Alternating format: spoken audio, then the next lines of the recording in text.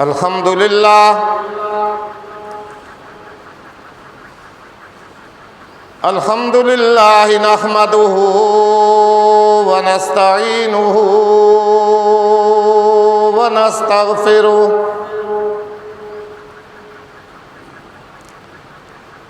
ونؤمن به ونتوكل عليه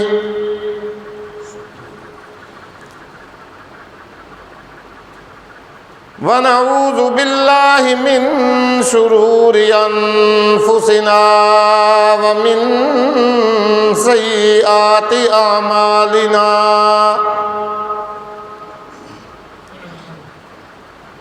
من يهده الله فلا مضل له ومن يضلله فلا هادي له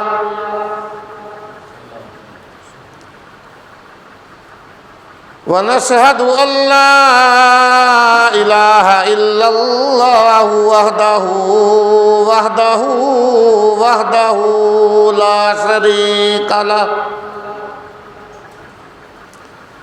وحده لا شريك له ولا ضد له ولا ند له وحده لا شريك له ولا مثل له ولا مثال له ولا تمثيل له ونشهد أن سيدنا وسندنا وحبيبنا وحبيب ربنا وحبيب ربنا وطبيب قلوبنا ومولانا محمد ومولانا ومرشدنا وهادينا محمدا عبده ورسوله أرسله الله إلى كافة للناس بشيرا ونذيرا وداعيا إلى الله بإذنه وسراجا منيرا يا أيها النبي إنا أرسلناك شاهدا ومبشرا ونذيرا أما بعد فأعوذ بالله السميع العليم من الشيطان الرجيم بسم الله الرحمن الرحيم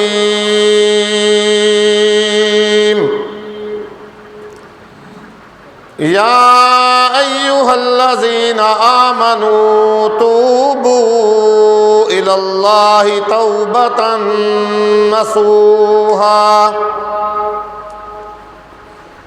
وقال النبي صلى الله عليه وسلم التائب من الذنب كمن لا ذنب له أو كما قال عليه الصلاة والسلام صدق الله مولانا العظيم وبلغنا رسوله النبي الكريم ونحن على ذلك من الشاهدين والشاكرين والحمد لله رب العالمين ربنا تقبل منا إنك أنت السميع العليم وتب علينا إنك أنت التواب الرحيم عدل کرے تا تھر تھر کنبن تے اچیاں شانہ والے ہو عدل کرے تا تھر تھر کنبن تے اچیاں شاناں والے ہو فضل کرے تا بخشے جاون تے میں جے منہ کالے ہوں درود پاک اللہم صلی علی محمد وعلا آل محمد کما صلیت علی ابراہیم وعلا آل ابراہیم انکا حمید مجید اللہم بارک علی محمد وعلا آل محمد کما بارکت علی ابراہیم وعلا آل ابراہیم انکا حمید مجید هو الحبیب الذی ترجى شفاعته لكل هول من الاحوال مقتحم یا رب صل وسلم دائما ابدا علی حبیبک خیر الخلق کلہم سبحانک لا علم لنا الا ما علمتنا انک انت العلیم الحکیم رب اشرح لی صدری ویسر لی امری واحلل عقدۃ من لسانی یفقہوا قولی اللہم رب زدنی علما اللہم رب زدنی علما اللہم رب زدنا علما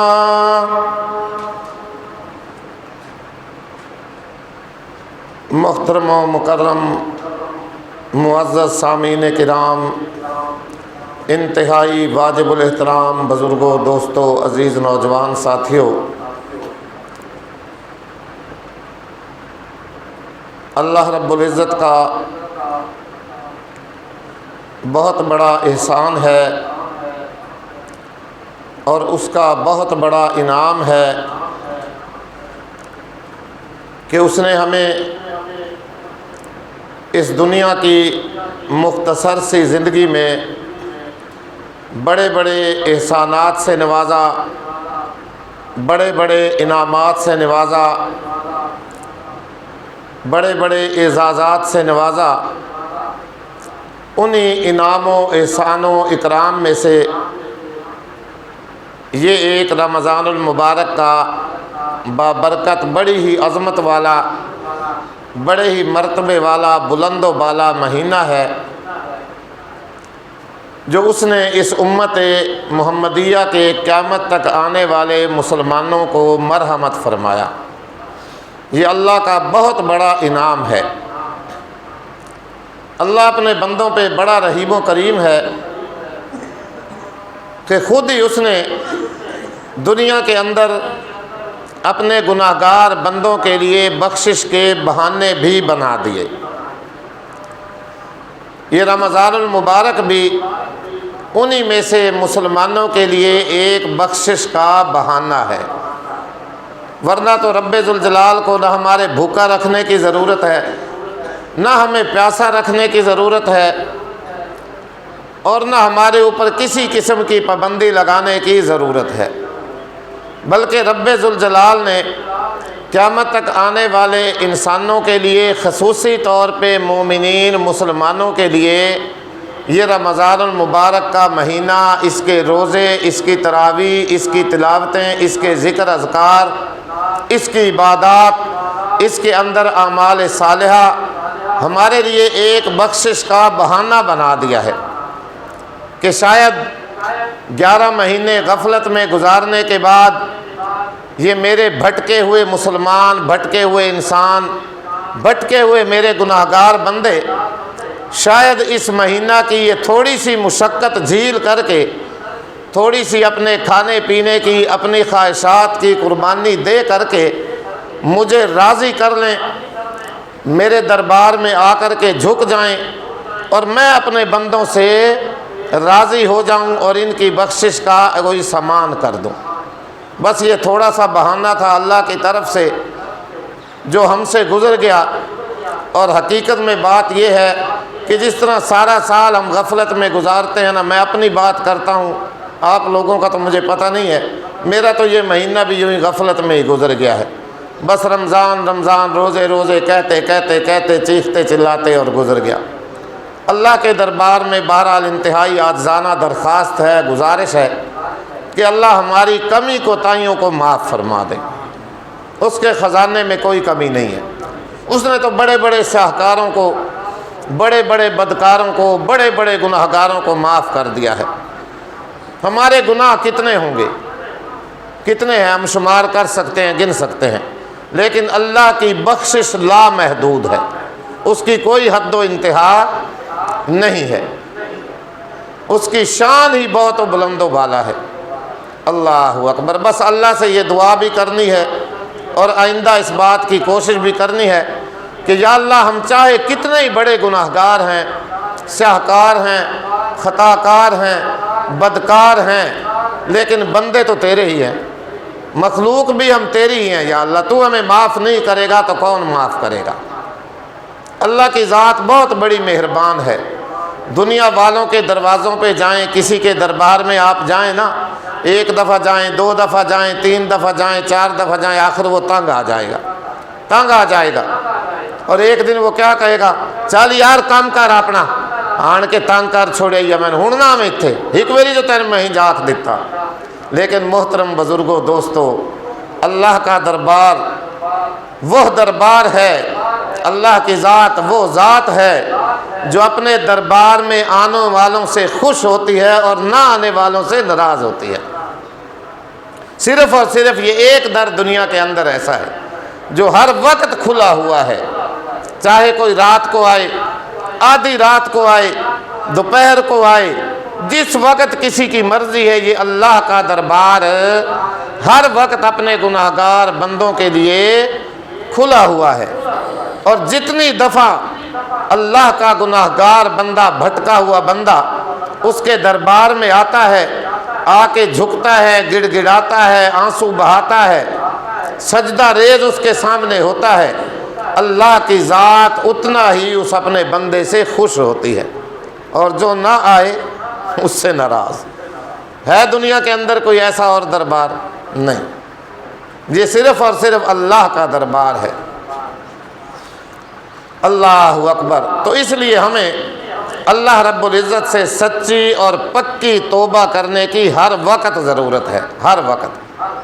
اور اللہ کے نبی صلی اللہ علیہ وآلہ وسلم نے فرمایا کہ انسان کی توبہ اس وقت تک قبول ہوتی ہے جب تک انسان کا یہ غرغرہ نہ بول جائے، موت کا عالم، نزع کا عالم اس کے اوپر طاری نہ ہو جائے، اس سے پہلے پہلے تک ہر انسان گناہگار کی توبہ اللہ کے ہاں قابل قبول ہے۔ جن کو ہم کہتے ہیں نا گھنگرو بول پین ہونتا، یہ گھنگرو جب تک نہ بول جائے نا، اس وقت سے پہلے پہلے جب بھی انسان اللہ کے دربار میں آ کے جھک جائے، اللہ سے رجوع کرے، اللہ سے رابطہ کرے، ڈائریکٹ ڈیلنگ، انڈائریکٹ نہیں، کسی واسطہ کی، کسی کی ضرورت نہیں ہے درمیان میں، اللہ سے ڈائریکٹ رابطہ ہے ہر وقت ہر انسان کا، ہر ایک کی سنتا ہے، ہر ایک کو دیکھ رہا ہوتا ہے، ہر ایک کے دلوں کے راز کون جانتا ہے؟ بولو۔ دل دریا سمندروں ڈونگے تے کون دلاں دیاں جانے ہوں، بولو دلوں کے راز جاننے والا کون؟ سب کی چھپی ہوئی باتوں کا جاننے والا کون؟ ہر قسم کے غیب جاننے والا کون؟ عالم الغیب کون؟ سب کا مشکل کشا کون؟ حاجت روا کون؟ بیماروں کو شفا دینے والا کون؟ نفع نقصان کا مالک کون؟ سارے اختیاروں کا مالک کون؟ سارے مملکت کی ساری دنیا کی حکومتوں کی باغ ڈور کا مالک کون؟ اللہ۔ بولو پھر اندر کی بات بھی کون جانتا ہے؟ وہی ذات۔ ایک بہت بڑا چکنا ملائم پتھر ہو نا، ملائم پتھر، بالکل ملائم، جیسی یہ ٹائل سمجھ لیں آپ، یہ لگی ہوئی ہیں بالکل ملائم، کوئی لکیروں پر نہیں ہے، کوئی کھردرا پن نہیں ہے، کسی قسم کی کوئی اڑاکی نہیں ہے، اور اس کے اوپر کیڑی، وہ چھوٹی سی چونٹی نمل، جس کو قرآن نے ایک واقعہ بھی بیان فرمایا ہے، پھر کسی موقع پہ انشاءاللہ۔ تو یہ کیڑی اس پتھر کے اوپر جب چل رہی ہوتی ہے نا، اس کے پاؤں سے جو آہٹ اور آواز پیدا ہوتی ہے، وہ آہٹ بھی اللہ کی ذات سن رہی ہوتی ہے۔ پھر کیا اپنے گناہگار بندوں کی وہ نہیں سنتا؟ سنتا ہے، ہر وقت سنتا ہے۔ بہرحال وقت ہونے والا ہے، بات مختصر۔ تو موت سے پہلے بھئی اللہ کے دربار میں سچی اور پکی کیا کریں؟ توبہ کریں، کل پہ نہ چھوڑیں کہ ابھی تو جی میری بڑی زندگی باقی ہے، ابھی تو میں نے یہ کرنا ہے، یہ کروں گا، نہیں، کچھ بھی نہیں کریں گے، کچھ بھی نہیں کریں گے۔ یہ ہماری بھول ہے صرف اور صرف۔ جب اللہ کی طرف سے بلاوا آتا ہے پھر کسی کو بھی کچھ خبر نہیں ہوتی، اچانک آ جاتا ہے، اچانک۔ اللہ اکبر۔ سیدنا اسرائیل علیہ السلام سے ایک دفعہ ایک آدمی نے سوال کیا کہ اسرائیل، تمہارا معاملہ بڑا عجیب ہے، دنیا کے اندر جب کسی کو پکڑنا ہوتا ہے، گرفتار کرنا ہوتا ہے، کسی کو عدالت طلب کرتی ہے، کسی کو پکڑ کے لے جانا ہوتا ہے نا، پہلے وہ نوٹس بھیجتے ہیں، پیادے بھیجتے ہیں، 1 دفعہ 2 دفعہ 3 دفعہ۔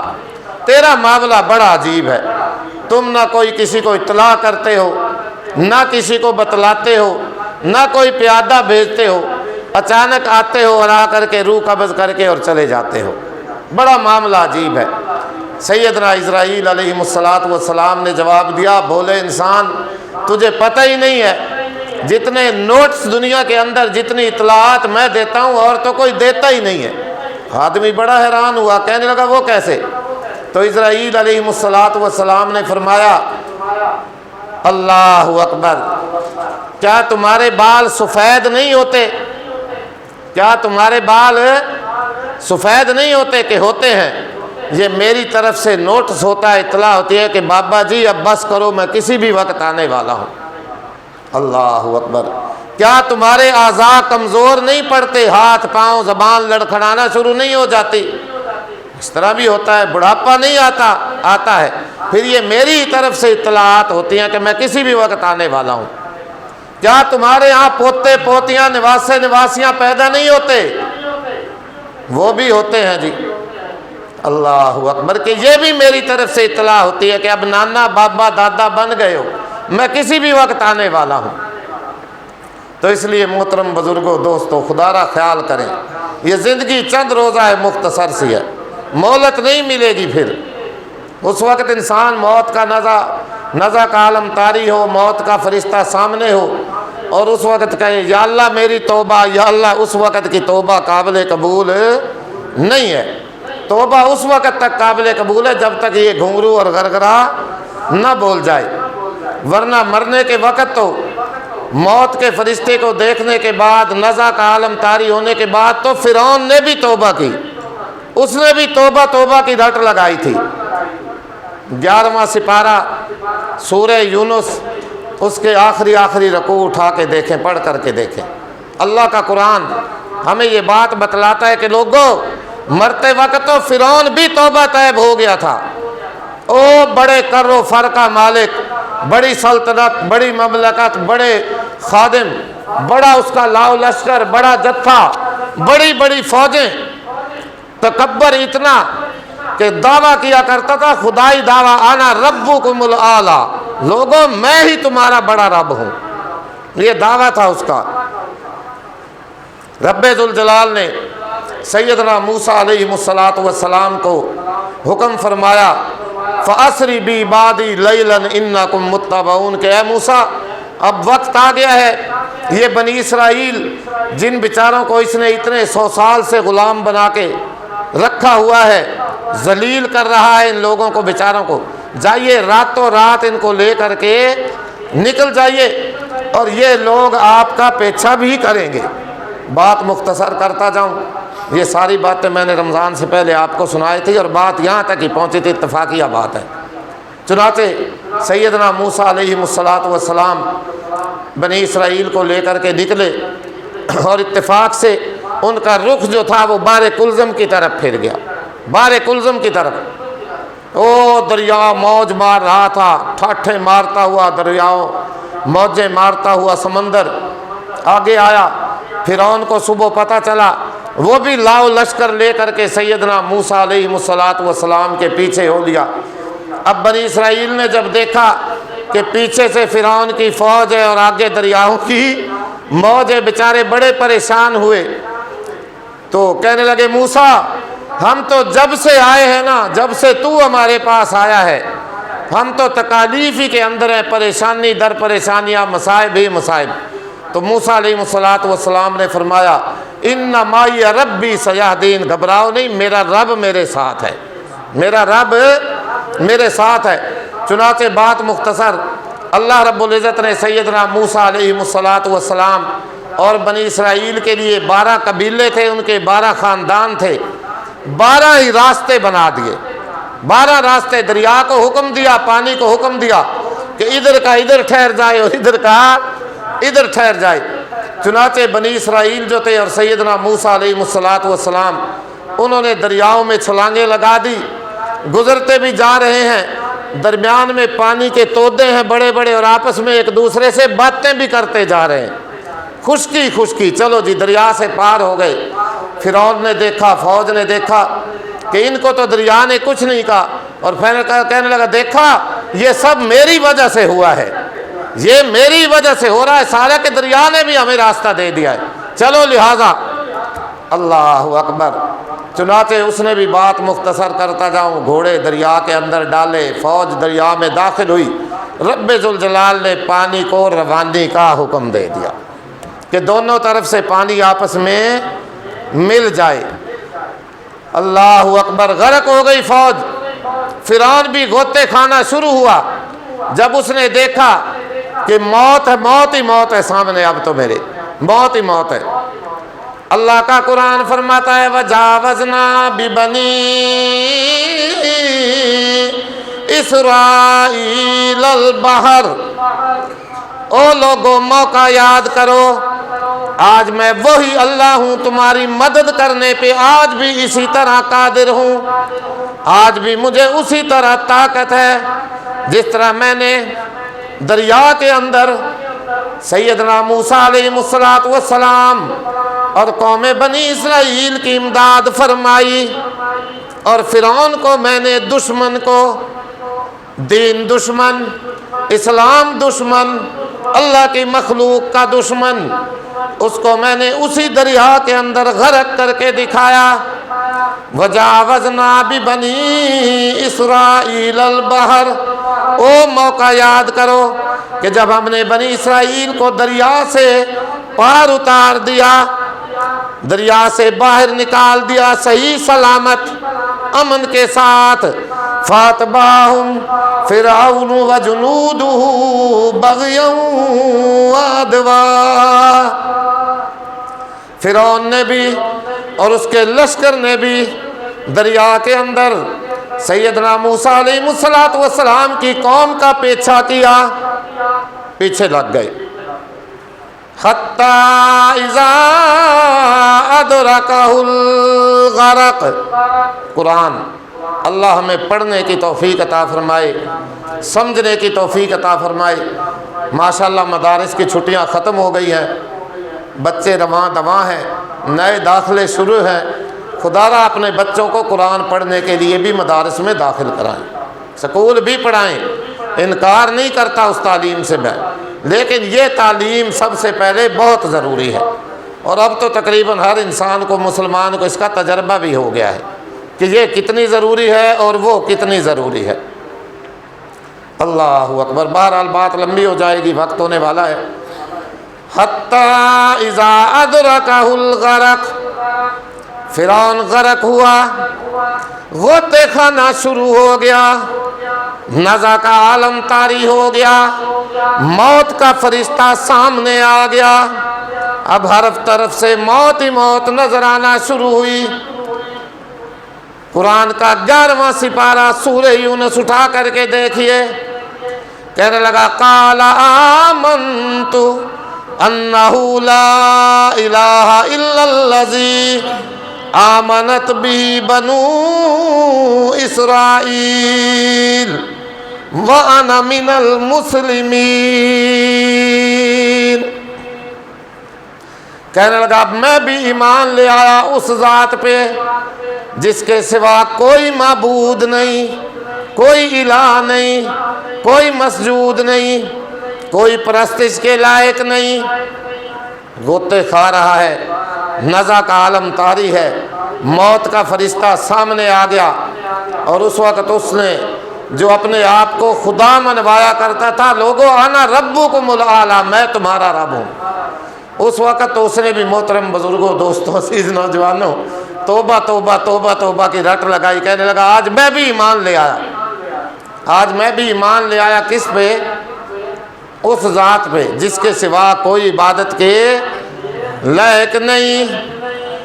آمنت بھی بنو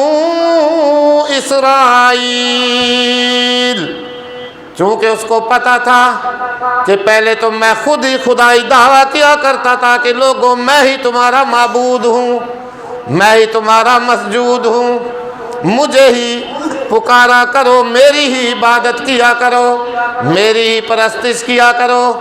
لیکن پھر اس نے وضاحت کی کہ میں نہیں، آمنت بھی بنو اسرائیل، وہ اللہ، وہ خدا جس پہ بنی اسرائیل ایمان لائے، ان کا جو خدا ہے نا بنی اسرائیل کا اور موسیٰ کا، اس پہ آج میں بھی ایمان لاتا ہوں، انا من المسلمین، آج میں بھی مسلمان ہوتا ہوں۔